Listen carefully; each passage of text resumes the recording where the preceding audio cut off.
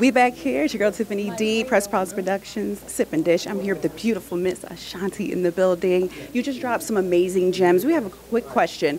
It has been 20 years. Congratulations. I remember being 15. This was like the album of my life at the time. I thought I was going through everything you were singing about.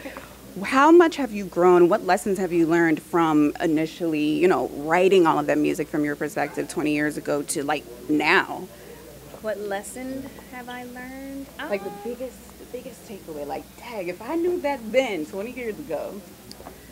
I guess it would be that everything is going to be okay. Because coming up as a new artist with a lot of pressure, you just never know what's going to happen. And it's okay to be scared. It's okay to be a little fearful, but what matters and what's important is how you react to it and how you pull through it. You know what I mean? Like, you're going to get knocked down a whole bunch of times, but you have to stand up. And I think that's what counts. Absolutely. Listen, it's fantastic. You're a Grammy winner.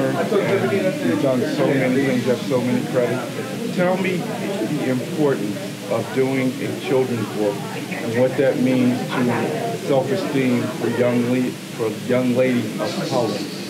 I always wanted to do a children's book. I actually used to work at a daycare center when I was in high school, so I saw the effect that it had when you read a story to a child, and I always wanted to do it. So when I got the opportunity, I was just like really, really grateful. I think now more than ever, it's so important because with these kids living through this crazy pandemic, there's so much that they have to deal with, So I wanted to do something uplifting. I wanted to do something that encouraged kids to just love themselves and be confident and be proud, and understand that you're special and you're important and your name is special and your name is a story. There's a story behind it. You were named that for a reason. So, I just wanted to do something just uplifting, especially for our kids. Like, it's so important. So. Outstanding. Tell us the story of your name, Ashanti.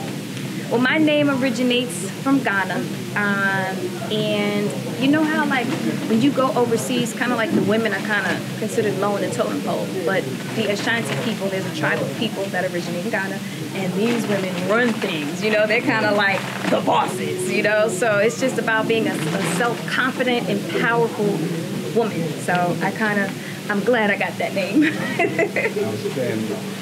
What would you encourage young people to do in terms of acknowledging and celebrating their own names? Because so often people answer to so many negative things. Mm-hmm. So how would you encourage young people to value their names? Understand that your name was chosen for a reason. It stands for something. Embrace it. Be proud of it. A lot of times people try to give you a nickname just because they can't pronounce it. And I feel like you need to correct them, especially if it's a teacher.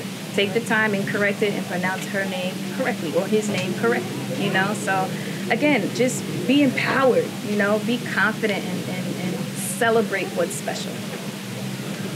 What's next in terms of your next books and some of the next projects you would like to work on? If you could do anything in the whole wide world, including being in the studio, if you could clone yourself and you could be in the studio, because I know you love your music, what else would you do? I don't know. I'm working on a lot of different things. I just executive produced a new film that's coming out with myself and Said the Entertainer later this year. I don't know, maybe spend a little bit more time behind the camera. Definitely want to finish the music. I got a single called Falling For You coming out very soon. Very excited about that. Visual is shot. And just more touring and doing more inspirational things. If this book does well, maybe I'll do another one. I think it's going to do amazing. Thank you so much.